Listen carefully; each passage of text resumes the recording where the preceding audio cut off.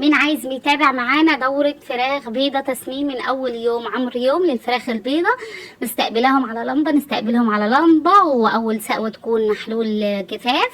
بعد ما بيخلص محلول الجفاف من 6 ل 8 ساعات بيقعد قدامهم زي ما انتم شايفين كده في السقاية، ده محلول جفاف.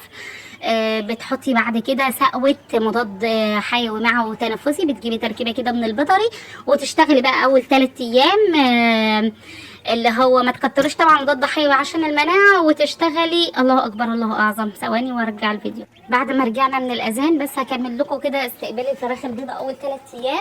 زي ما قلت لكم، اول سقوه محلول مع الجفاف، تاني سقوه المضاد الحيوي المعوي التنفسي. بعد كده بتشتغلي اول 3 ايام فيتامينات الف د 3 اهي، واملاح معدنيه، واللي هو الاحماض الامينيه. بتشتغلي بقى بالتبادل كده اول 3 ايام. لو عايزين الدوره كامله اكتبوا لي في التعليقات.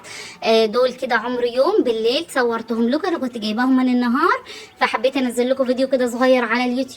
انا منزله الدوره على يوم بيوم على الفيسبوك، اللي عايز يتابع معايا يقول لي وانا انزلها لكم هنا على اليوتيوب، او قولوا لي الصفحه فين في الفيسبوك وانا هجيب لكم لينك الصفحه هنا.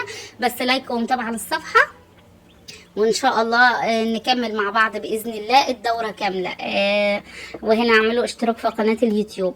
الفراخ البيضه ان شاء الله هنوصل لاعلى اوزان. ودي الفراخ الرز، يفضل تربيتها في الصيف عن الكب اللي بنربيه في الشتاء. الكب طبعا ملك الاوزان، بناخد منه صدور عاليه، بيكون معظم اللحم بتاعه في الصدور، بعكس الكب اللي بيكون اللحم بتاعه في الوراك. واي سؤال اتفضلوا معاكم في التعليقات.